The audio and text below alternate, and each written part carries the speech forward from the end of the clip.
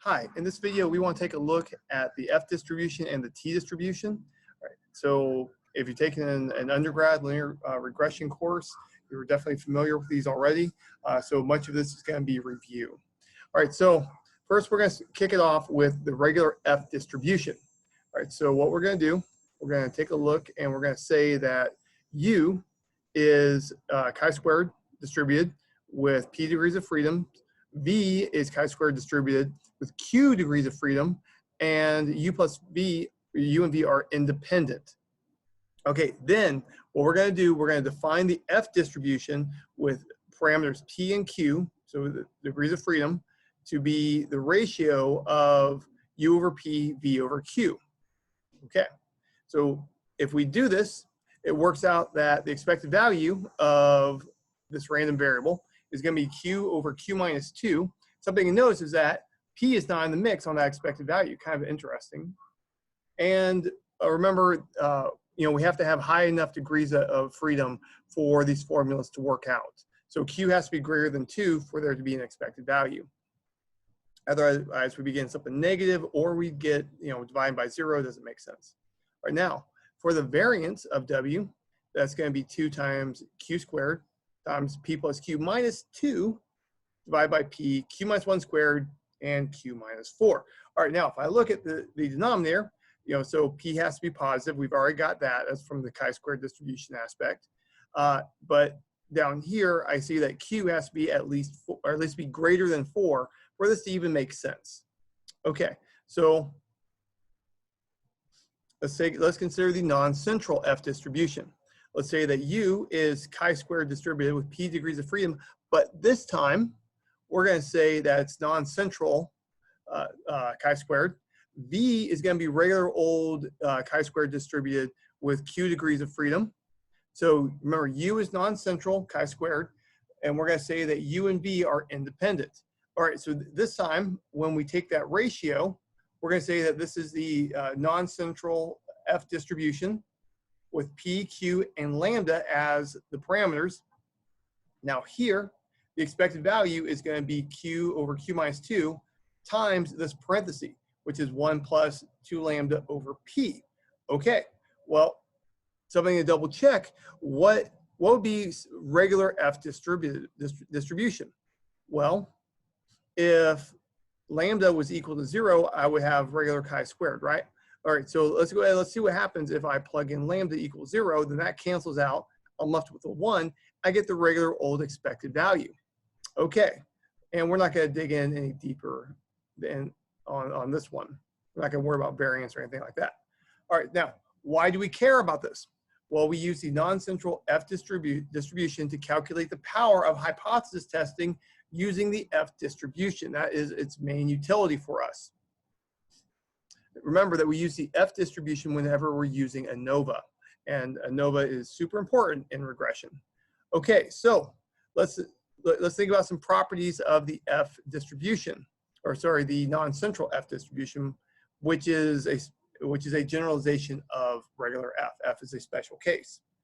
All right, so the probability P, Q, alpha, lambda is equal to the probability that Z is greater than or equal to F sub alpha. All right, so something that is interesting about this, so here we're defining this, these two to be equal to each other. So this is, we're using the definition to define this function.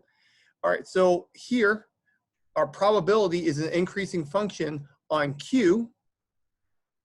Our function is also an increasing function on alpha.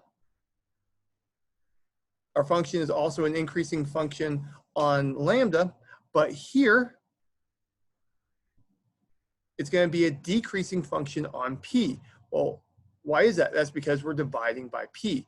If I rearrange the terms here, I can see that dividing by a fraction is the same as multiplying by the reciprocal. Going back to college algebra. Here, if I rearrange these terms, P is on the bottom, Q is on the top. That's why it's going to be increasing with Q, decreasing with P. All right, so now let's take a look at the non-central T distribution.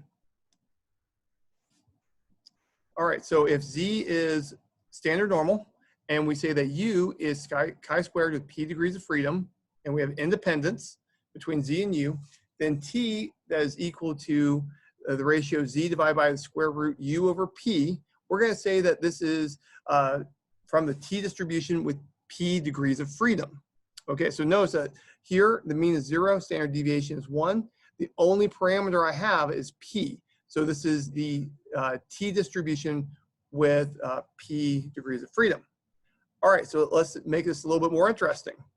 Let's change it up. So now instead of standard normal, I have the same standard deviation, but I'm going to go ahead and let the mean change. I'll let it be any value, any real number. All right, well, in this situation, when I take this ratio, we're going to say that this is non-central T distributed with P degrees of freedom, and then we're going to have centrality mu. Okay, well, let's go ahead and let's make this even more general. Well, what we can do to generalize this, if I go ahead and I say that the standard deviation is not 1, I say it's sigma, then really I can take this and just modify it by dividing by lambda. And that should seem pretty natural. The difference is I have to divide by lambda over here. So you'll notice that this distribution includes this one with lambda, or sorry, with sigma equal to 1, and this distribution includes this one with mu 0 and sigma equal to 1. All right, now let's consider the distribution of quadratic forms. All right, so remember, a quadratic form is where we have vector transpose, matrix, vector, and usually that matrix will be symmetric. A lot of times it will be positive definite. All right, so if Y is a multivariate normal with mean mu vector and identity as the covariance, so remember that implies independence because the off diagonal is 0, then we're going to, then it works out that T minus mu transpose times T minus mu, so the dot product of T minus mu squared, or sorry, no, just the dot product, or the 2 norms squared of T minus mu, that's going to be chi squared distributed with n degrees of freedom. N is the length of the multivariate normal. Okay, so we can extend this a little bit. If we say that Y is normal with mean mu and sigma as a covariance, then I can just take the quadratic form here with mu, or Y minus mu and sigma inverse, and that's going to be chi squared distributed with n degrees of freedom. So this inverse of sigma is much like dividing by lowercase sigma that we're very familiar with. All right, let's go ahead and do a proof of this. All right, so for the proof, I'd start with a quadratic form. All right, so I have Y minus mu transpose, inverse of the covariance, Y minus mu. All right, not surprising. Now remember that in the situation we're talking about, sigma is positive definite. Therefore, it has a square root. That means I can factor this into the product of 2 distinct matrices. And I'll go ahead and put a 1/2 exponent up top because that makes sense in terms of a square root. All right, so when I do that, I can see that I get this broken up.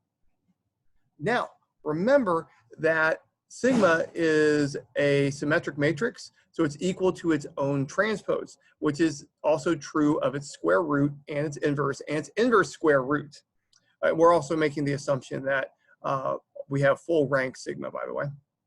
All right, well, I can take this part, and remember, if I take the transpose, if I transpose 2 matrices, it switches the order on the outside of the parenthesis.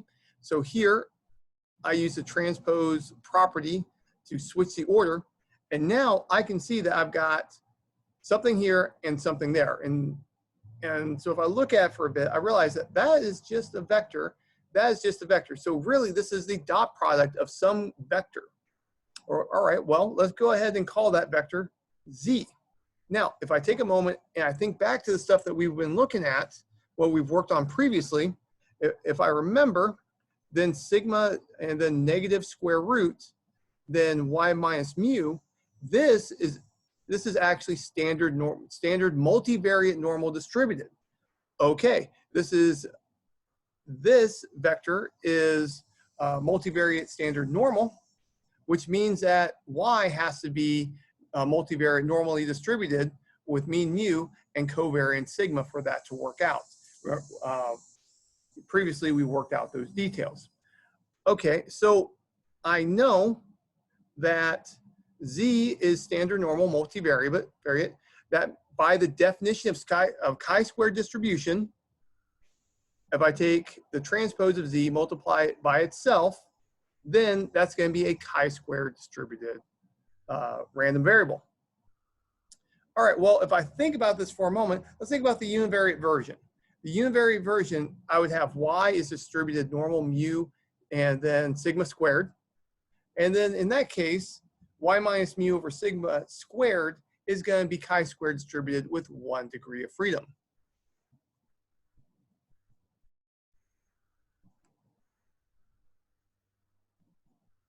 All right, now for this next theorem, y is normally distributed, a multivariate with p dimensions. We have the standard mu and sigma for mean and covariance. A is a symmetric constant matrix. The rank of A is equal to R, not necessarily full rank. We're going to define lambda to be 1/2 of the quadratic form of mu and A.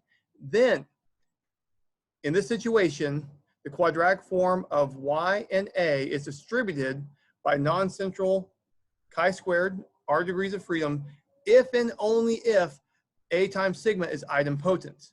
All right, so if A times sigma is idempotent, then we know the distribution of this quadratic form.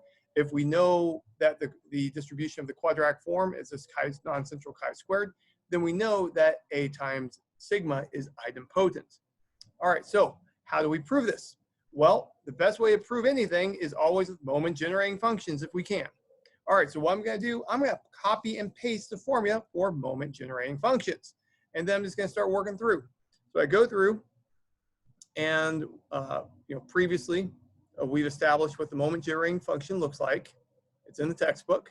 So I just copy and paste. All right, now when I get to this point, all right, so the only thing I have to work with is that A is symmetric and we have rank R. All right, let's go ahead and say that lambda sub I is an eigenvalue of A times sigma. Now this is a different lambda. Unfortunately in math, we double use our symbols. Here I'm double using the Greek letter lambda. Regular lambda without a subscript is the non-centrality parameter. Lowercase lambda sub I is an eigenvalue of A times sigma. Okay, so if lambda I is an eigenvalue of A sigma, then, all right, so I'm going to look right here. Well, this is just a scalar, right? 2 times t is a scalar.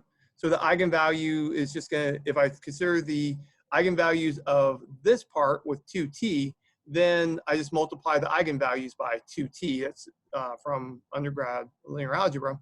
Now, if I think about the eigenvectors of A times sigma, well, an eigenvector times its matrix always gives the eigenvalue times the vector.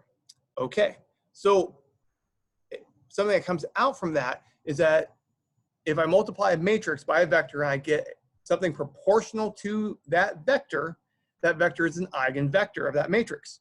Well, if I multiply a vector by I get the vector back. So something that comes out of that is that any eigenvector of A times sigma is also an eigenvector of I, special property of the identity matrix. Okay, so because of that property, the 1 minus 2t lambda sub I is the corresponding eigenvalue of I minus 2t A sigma. Okay, so for any eigenvalue I have of A times sigma, 1 minus 2t times that eigenvalue is an eigenvalue of what's inside here. All right, So remember, there's a special formula for taking determinants when I know the eigenvalues. It's just the product of the eigenvalues. Also, trace is just the sum of eigenvalues. Okay, so when I consider this part, I'm taking a determinant. I'm just going to take the product of these eigenvalues. All right, well, that works out, but that's not quite what I need. It's almost, not quite. What I need is actually to take an inverse and a square root. So for the moment, I'm just going to consider the inverse.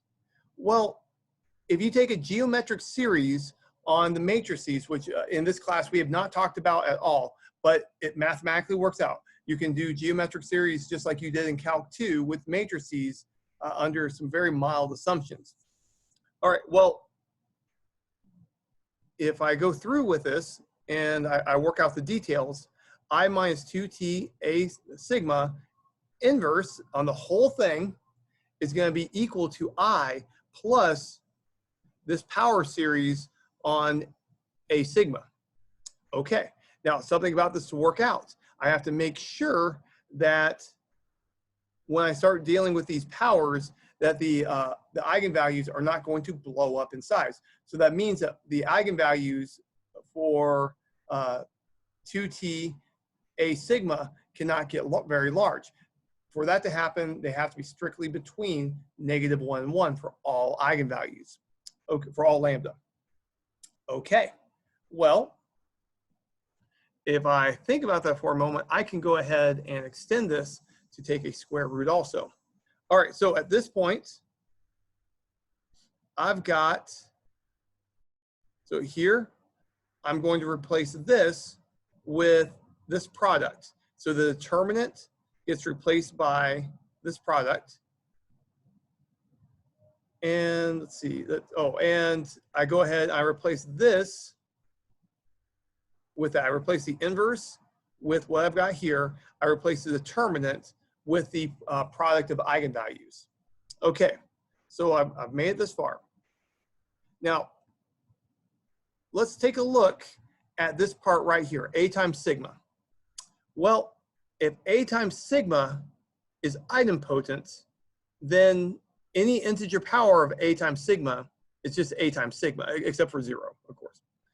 So then I know that all of these terms, as long as k is greater than or equal to 1, so 0 is not included, then this part is just a times sigma. All right, well, let's go ahead and just start writing some stuff out.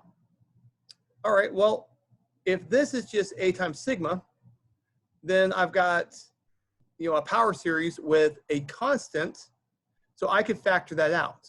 So I go ahead and factor it out here. Okay, so now I see that I have a sigma, sigma inverse. Sigma times sigma inverse will cancel out. Nice. Okay, so now I'm taking a look at this, and I see that I have summation, k goes from 1 to infinity, of 2t to the power of k. That looks familiar. That looks like something from Calc 2. That just might be the sum of geometric terms. Oh, geometric series, we have a formula for that. And all right, so here you'll notice that for the geometric series, I'm missing 0. So I just have to modify a little bit. And so I wrote it this way, but really this is a better way to write it on the next line. Okay, so this part, when I think about it, oh, okay, so I need to back up a little bit. Now, the rank of A is R. Now, the rank is R, that means that we have R non-zero eigenvalues. Idempotent, think about idempotent for a moment. Well, idempotent eigenvalues, or the eigenvalues of an idempotent matrix are always 0 or 1. That means that every single eigenvalue that is not 0 is equal to 1. So I've got R eigenvalues equal to 1. And the remaining ones that are, are like the low rank ones are equal to 0. Okay, well, if I look at this formula here, when I plug in 0, that part's just 0. And then I have 1 minus 0. That's just 1, right? Okay.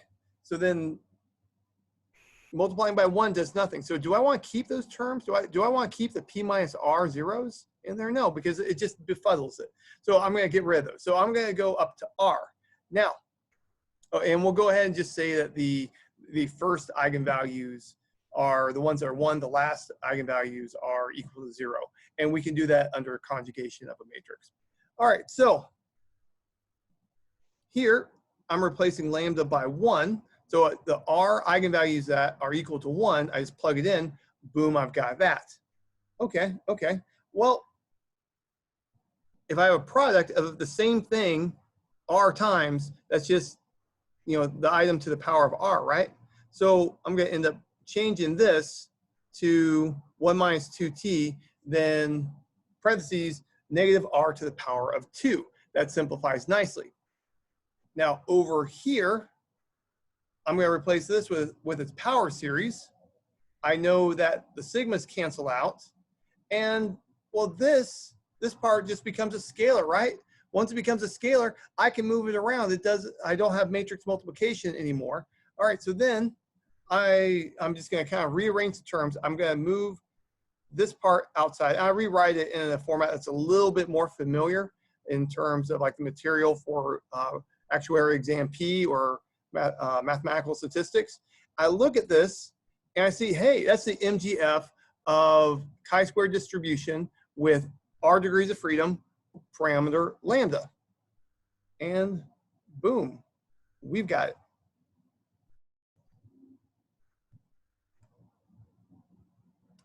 And here we're saying that lambda is equal to mu transpose A mu. And to make sure that the power series converges, the geometric series converges, we have to say that t is strictly between negative 1/2 and 1/2.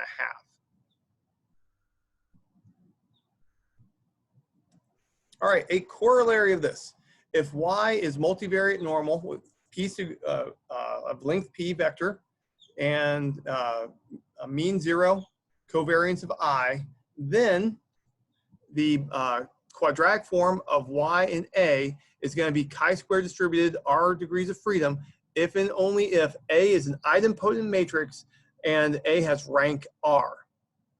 Now, another corollary, if y is multivariate normal with length p, mean vector mu, and covariance of sigma squared times I, remember, the diagonal is the only non-zero entries, therefore we have independence. Then 1 over sigma squared times the quadratic form is distributed chi-squared with r degrees of freedom. And here we're saying that lambda is the quadratic form of mu and A divided by 2 sigma squared.